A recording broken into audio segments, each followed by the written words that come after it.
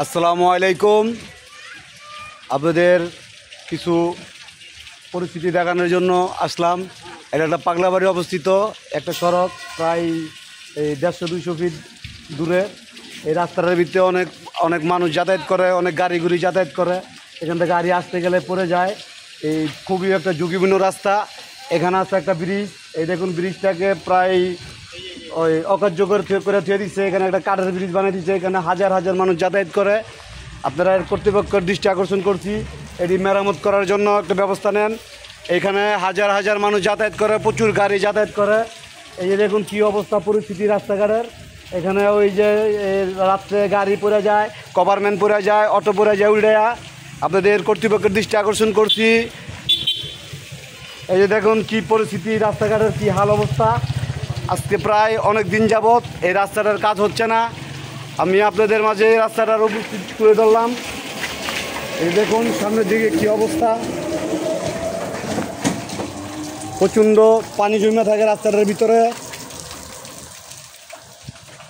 এটা পাগলাবাড়ি অবস্থিত। আমি চাই সামনের দিকে নতুন নতুন কিছু তুলে ধরার জন্য আমাদের পাশে থাকবেন, যাতে নতুন নতুন ভিডিও ছাড়তে পারি। এটা একটা খুবই একটা ঝুঁকিপূর্ণ রাস্তা। এটাকে এখান থেকে হাজার হাজার গাড়ি যাতায়াত করে। এখান থেকে ভালো ভালো কর্তৃপক্ষের গাড়িও কিন্তু যায়, আইন প্রশাসনের গাড়িও যায়। রাস্তাটা খুবই ঝুঁকিপূর্ণ। কয়দিন আগে একটা গভর্নমেন্ট পড়ে আছে উল্টা, আর কালকেও একটা অটো পড়ে আছে গা। একটা মানুষের মনে করেন জীবনের মূল্য অনেক। সব রাস্তাঘাট হয়েছে, এই পাগলাবাড়ির এই রাস্তাটা হচ্ছে না। কী কারণে হচ্ছে না, আপনাদের কর্তৃপক্ষের কাছে একটি আবেদন জানাচ্ছি। এই দেখুন কী পরিস্থিতি, খুবই ঝুঁকিপূর্ণ রাস্তাটা। এখানে রাস্তা কোনো কাজ মাজ কিচ্ছু হয় না।